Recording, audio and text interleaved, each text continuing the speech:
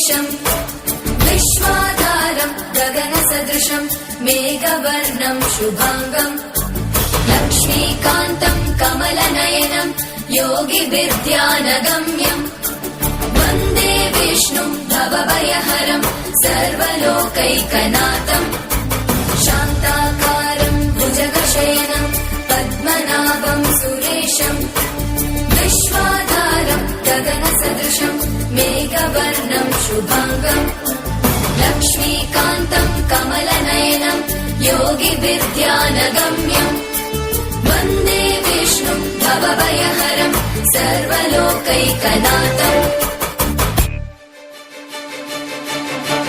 त्रैलोक्यपूजितः श्रीमान् सदा विजय